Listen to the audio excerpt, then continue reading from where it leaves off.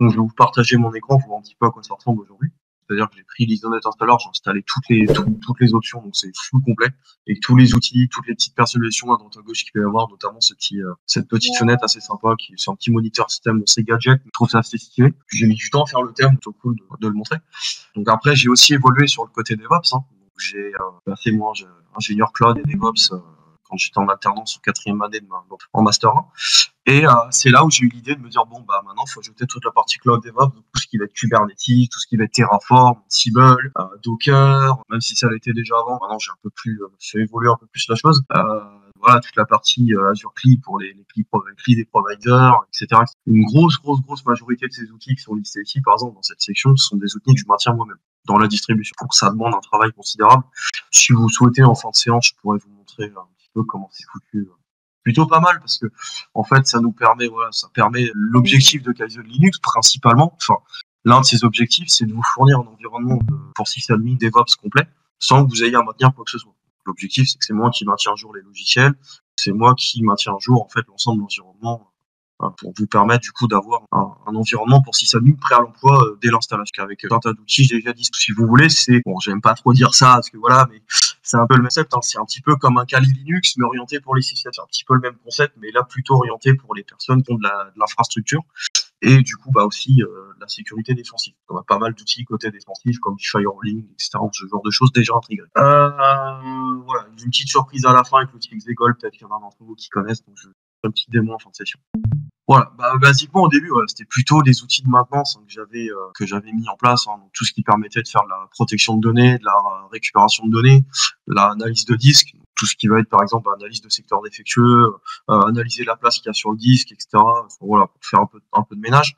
Tout ce qui va être récupération de données, donc les outils classiques comme Photorec, Test Disk, hein, qui nous permettent de faire de la récupération de data sur des disques qui sont effacés. Puis il faut savoir aussi également que quand vous effacez un disque dur, bah ça c'est super utile moi quand je faisais de la tech parce que bah beaucoup de clients disent ah j'ai formaté mon disque dur, j'ai perdu les données de ma clé. Bah voilà, nous on lançait nos petits outils magiques et généralement on arrivait à récupérer des trucs. Bon, ça aide quand même bien. Tout ce qui est data protection, hein, donc ça aide tout ce qui est chiffrement du disque ou de fichiers en fait au niveau du système, ça classique. Hein. Cloning, bah ça c'est assez utile quand on fait de la tech parce que bah c'est pas mal d'outils qui nous permettent de faire du clonage de disques via une image ou de disque à disque. Hein, c'est assez utilisé quand on fait de la maintenance. Analysis of duplicate, donc c'est de l'analyse de fichiers dupliqués, donc des outils comme CZKoka, RDFine, FDUPS qui fonctionnent plutôt bien. Voilà. Après on va avoir tout ce qui est partie hardware, donc ça va être un peu des tests en tout genre en fait. Hein. Donc on va y retrouver des outils de benchmarking de matériel, de stress test, basiquement. Lister aussi les périphériques qu'il y a dans la machine, les pilotes qui peuvent être manquants, etc. Donc ça c'est plutôt utile quand on est sur du Linux ou qu'on veut installer sa machine et savoir vraiment ce qu'il y a dedans. Ça peut être utile quand même en live, plutôt pour la partie install, plutôt pas mal d'avoir ça déjà par défaut.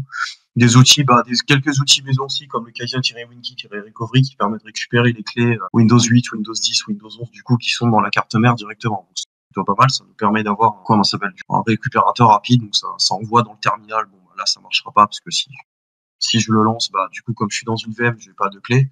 Et j'ai acheté mon PC de façon sans OS, donc j'ai pas de clé au niveau de ma carte mère. Mais voilà, soit il va m'afficher du coup no Windows key was found, donc aucune clé Windows n'a été trouvée, soit il va m'afficher du coup la clé en fait en vert. Tac, ok. Donc, désolé, j'y m'explique. Alors, voilà, donc soit il va m'afficher du coup la clé en vert. Ouais, alors notre rôle, je suis sur Windows 11, mais parce que j'ai des besoins clients qui m'y obligent, donc je suis obligé de l'avoir en natif. C'est embêtant pour moi, mais bon, on est obligé de faire avec le business avant tout. Donc, je suis pressé de revenir sur Linux, mais bon, je verrai ça plus tard. Voilà, donc soit il va m'afficher, effectivement, no Windows key was found, soit il va m'afficher du coup la clé. Quelques outils maison qui sont développés, vous allez voir, avec d'autres features qui sont assez sympas que je vais présenter tout au long de la session. On verra qu'il y a quand même, en fait, c'est pas qu'une intégration d'outils dans une distrib, hein. C'est une distribution assez complète qui fait un tas de choses au niveau des backups, la gestion des datas, les sauvegardes, etc. Tout ce qui est snapshot également, bar metal, ça je vais montrer un petit peu après. Donc on a quand même pas mal de trucs qui permettent quand même d'avoir un système utilisable à l'emploi et assez facilement réparable. Parce que faut savoir que Kaizen Linux aujourd'hui, en tout cas depuis quelques années maintenant, le projet est ce qu'on appelle en rolling release. Donc, si vous voulez, vous connaissez sûrement tous Arch Linux. Bah, si vous voulez, c'est un petit peu un Arc Linux, mais en côté Debian, quoi. C'est basé sur Debian Testing. Donc, c'est-à-dire que c'est mis à jour quasiment en continu. Je dis bien quasiment, parce que bon, il y a une différence sur Debian, il y a une différence entre la partie testing, la partie stable, la partie stable, etc. Donc, la partie testing, ça reste quand même légèrement plus stable, quand même ça reste quand même légèrement plus stable que la partie seed, hein, il y a moins de bugs. Et c'est surtout que ça permet d'avoir les versions de logiciels plus récentes. Donc, faut savoir que pour des besoins d'infrastructure, c'est super intéressant de se baser sur ce genre de modèle parce que les outils évoluent très vite, donc les besoins des nouvelles versions d'outils évoluent vite, les besoins de dépendance évoluent assez vite aussi. Donc, le fait d'avoir justement des outils qui sont quasiment tout le temps mis à jour, c'est quand même plutôt pas mal. Ça permet quand même d'être à la page et d'avoir toujours les dernières fonctionnalités. Pour moi, c'est ce qui est le plus intéressant sur une distrib desktop. Après, ça reste mon point de vue, mais c'est pour ça que c'est développé comme ça. Donc, ça a aussi ses inconvénients, hein, c'est-à-dire que quand on met à jour la distribution, il peut y avoir des bugs, il peut y avoir des cas, il peut y avoir un peu de pet, etc. On verra qu'il y a quelques features justement qui nous permettent de prévenir ce genre de problème. Après malware scan en classique, hein, tout ce qui va être analyse de malware, hein, Outlook PST, bon ça je l'ai utilisé vite fait, c'est plutôt pas mal. Donc c'est des outils pour récupérer des infos sur les PST d'Outlook. Donc ça en tant que maintenance, en fait c'est plutôt bien. Beaucoup de clients pro travaillent avec Outlook, hein, ça nous permet aussi d'avoir du coup des infos sur les fichiers, potentiellement d'essayer d'extraire des données. Donc c'est un petit peu l'idée de ce type d'outil. Donc ça peut quand même être utile dans certains cas.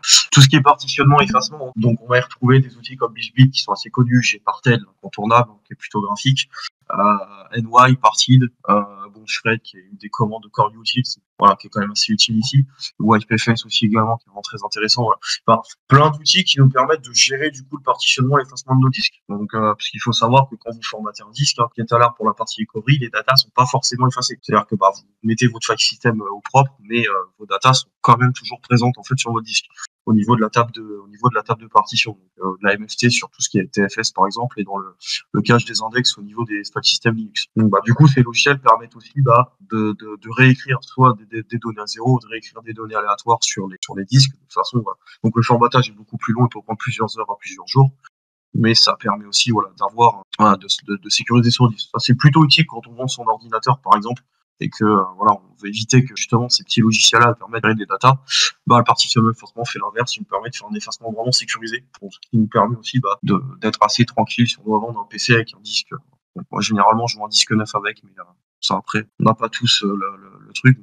Donc ça, c'est plutôt utile aussi quand on fait de la maintenance ou quand on fait de la revente de matériel, ce genre de choses, juste particulièrement classique. Bon, après, température analyse, donc comme son nom l'indique, analyse de température au niveau du matériel, tout le fort password. Bon. Alors, cette section, elle est assez spéciale parce que beaucoup pensent que, par expérience, je vous le dis comme ça, mais c'est vrai qu'on se dit, ouais, attends, à Hydra, John, OVH Crack, etc., Xhydra, c'est plutôt utilisé Hydra pour la partie CLI, mais on se dit, ouais, c'est des outils de pentest, c'est fait pour craquer ou brute forcer des mots de passe.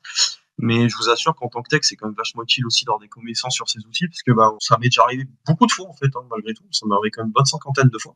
On a des clients qui viennent nous voir pour nous dire, ouais, j'ai perdu mon mot de passe Gmail, est-ce que vous pouvez essayer de le récupérer?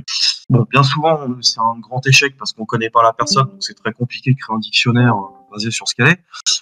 Mais ça peut potentiellement être utile dans certains cas pour tester des mots de passe assez simples qui sont dans des dictionnaires. Parce que bon, on va pas se mentir, la plupart des particuliers ou utilisateurs au quotidien de solutions informatiques n'ont pas nos compétences en cybersécurité.